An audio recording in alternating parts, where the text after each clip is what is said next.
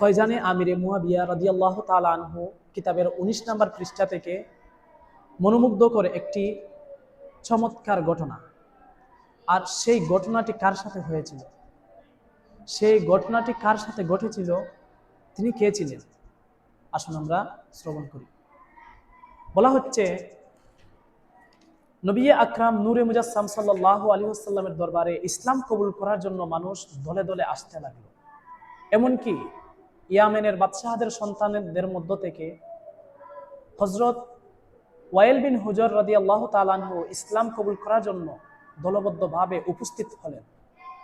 তিনি আসার পর সাহাবায়ে কেরাম আলাইহিমুর রিদওয়ান তাকে বলতে লাগলেন, আপনারা আসার আরো 3 দিন আগেই নবী আকরাম নূরে মুজাসসাম সাল্লাল্লাহু আলাইহি ওয়াসাল্লাম এই সংবাদ আমাদেরকে শুনিয়েছেন। এবং তারা আসার পর নবী আকরাম নূরে মুজাসসাম সাল্লাল্লাহু আলাইহি ওয়াসাল্লাম তাদের প্রতি খুবই মমতা প্রদর্শন করলেন। তাদের জন্য নিজের চাদর মুবারক বিছিয়ে দিলেন, নিজের পাশে বসালেন, মিম্বর শরীফে তাদের জন্য প্রশংসামূলক বাক্য ইরশাদ করলেন, বরকতের জন্য দোয়াও করলেন এবং বাসস্থান ঠিক করার জন্য একজন কুরাইশ যুবককেও দায়িত্ব সমর্পণ করলেন। ঘটনাক্রমে সেই কুরাইশ যুবকও মক্কার এক অনেক বড় সর্দারের সন্তান ছিল। কিন্তু নবী পাক সাল্লাল্লাহু আলাইহি ওয়াসাল্লামের শিক্ষা, নবী পাক সাল্লাল্লাহু আলাইহি ওয়াসাল্লামের নিকট শিক্ষা লাভ এবং মুস্তাফার সহচর্য থেকে নৈতিকতা এবং আদব শিক্ষার কারণে তার মধ্যে নেতৃত্বের কোনো প্রভাবই ছিল না।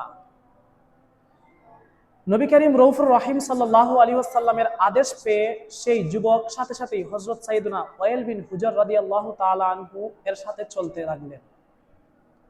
হযরত সাইয়েদনা ওয়াইল বিন হুজর রাদিয়াল্লাহু তাআলা আনহু তিনি ছিলেন উটের উপর আরোহী, আর সেই কুরাইশি যুবক যিনি মক্কার এক সর্দারের সন্তান ছিল তিনি তার সাথে পায়ে হেঁটে হেঁটে যাচ্ছিলেন।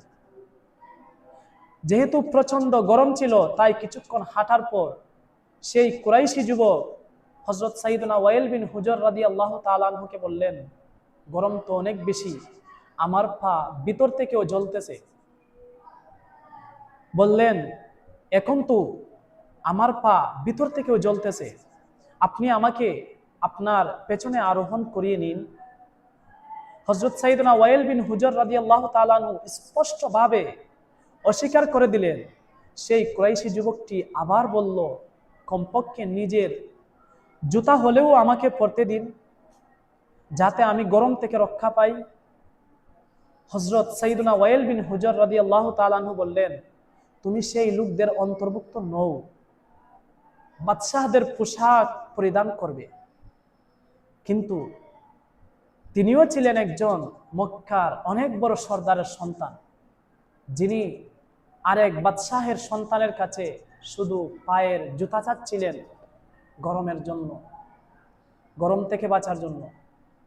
তিনাকে ওয়াইল বিন হুজর রাদিয়াল্লাহু তাআলা আনহু বললেন, তুমি এই পোশাক পরিধানের যোগ্য নও, তোমার জন্য এতটুকুই যথেষ্ট যে আমার উটের ছায়ায় চলছো, এটাই তোমার জন্য যথেষ্ট।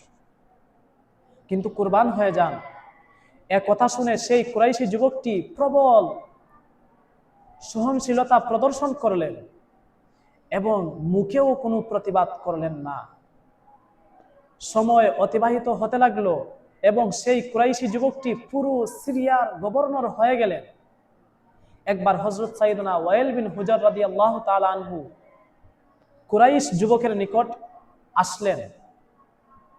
তখন তিনি গভর্নর হয়ে গিয়েছিলেন, অর্থাৎ যেই যুবকটি ওয়াইল বিন হুজর রাদিয়াল্লাহু তাআলা আনহু এর ঘোড়ার পিছনে পিছনে খালি পায়ে প্রচন্ড গরমের মধ্যে হাঁটছিলেন, আর ওয়াইল বিন হুজর রাদিয়াল্লাহু তাআলা আনহুকে বলছিলেন, আমাকে উটের পিছনে উঠাও। সে বলছিল, না, উঠানো যাবে না। বলছিলেন, না হয় কমপক্ষে আমাকে আপনার জুতাগুলো পরতে দিন, যেন গরম থেকে বাঁচতে পারি। সে বলেছিল, না, তোমার জন্য এটা হবে না, তোমার যোগ্যতা এতটুকুই, তুমি আমার উটের ছায়ায় চলতে থাকো। কিন্তু যখন এই যুবকটি পুরো সিরিয়ার গভর্নর হয়ে গেল এবং হযরত ওয়াইল বিন হুজর রাদিয়াল্লাহু তাআলা আনহু সেখানে কোনো প্রয়োজনে দরকারে গিয়েছিলেন, তখন কি হলো? তখন সেই কুরাইশি যুবক তার সাথে খুবই সম্মান প্রদর্শন করলেন। সুবহানাল্লাহ, সুবহানাল্লাহ। খুবই সম্মান প্রদর্শন পূর্বক সাক্ষাৎ করলেন এবং অতীতের ঘটনার প্রতি কোনো ভ্রুক্ষেপ করলেন না এবং প্রতিশোধ নেওয়ার পরিবর্তে হযরত সাইয়েদনা ওয়াইল বিন হুজর রাদিয়াল্লাহু তাআলা আনহুকে নিজের সাথে আসনে বসালেন আর বললেন, আমার আসন উত্তম নাকি আপনার উটনির খুঁজ? চিন্তা করে দেখুন, তিনি তার আসনের মধ্যে বসালেন আর তাকে জিজ্ঞেস করলেন, চিন্তা করে দেখুন, যে আমার আসন উত্তম নাকি আপনার উটনির কুজ উত্তম?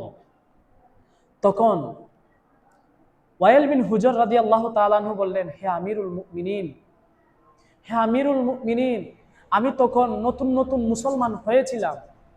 আমি মুসলমানদের এই বিষয়ে আমি জানতাম না। আমি নতুন নতুন মুসলমান ছিলাম। আর আমি যা তোমার সাথে করেছিলাম এটা হচ্ছে জাহিলিয়াতের রীতিনীতি। যা আমি তোমার সাথে করছিলাম এটা হচ্ছে জাহিলিয়াতের রীতিনীতি। এখন আল্লাহ পাক আমাকে ইসলাম দ্বারা ধন্য করছেন, আর আপনি যা কিছু করছেন তাই হলো ইসলামের সুন্দর পদ্ধতি। সুবহানাল্লাহ।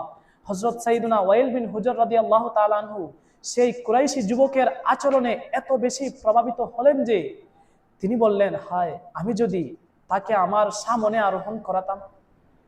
সুবহানাল্লাহ, সুবহানাল্লাহ। প্রিয় ইসলামী ভাইয়েরা, আপনারা কি জানেন, কষ্ট সহ্য করার পরও সদাচরণকারী এই সহনশীল কুরাইশি যুবক কে ছিলেন? তিনি আর কেউ নন, তিনি ছিলেন খাতিবে ওহী। তিনি কাতিবে ওহী ছিলেন।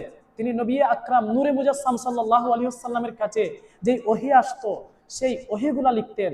তার নাম ছিল হযরত আমিরে মুয়াবিয়া রাদিয়াল্লাহু তাআলা আনহু। সুবহানাল্লাহ। এই ঘটনা আমাদের জন্য অনেক শিক্ষা রয়েছে। এই ঘটনা থেকে আমাদের জন্য অনেক শিক্ষা রয়েছে। আল্লাহ পাক ও তার রাসূল সাল্লাল্লাহু আলাইহি ওয়াসাল্লামের সন্তুষ্টি উদ্দেশ্যের জন্য ক্ষমা ও মার্জনা সহকারে কাজ করা এবং প্রত্যেকের সাথে ভালোবাসা সুলভ আচরণ করা।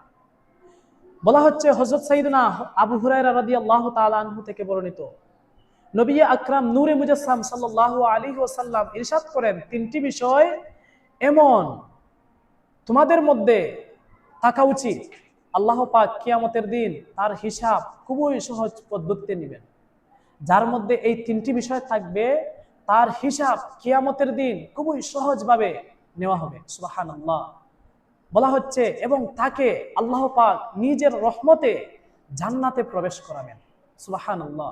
সাহাবায়ে কেরাম আলাইহিমুর রিদওয়ান আরজ করলেন, ইয়া রাসূলুল্লাহ সাল্লাল্লাহু আলাইহি ওয়াসাল্লাম, এই তিনটি বিষয় কি?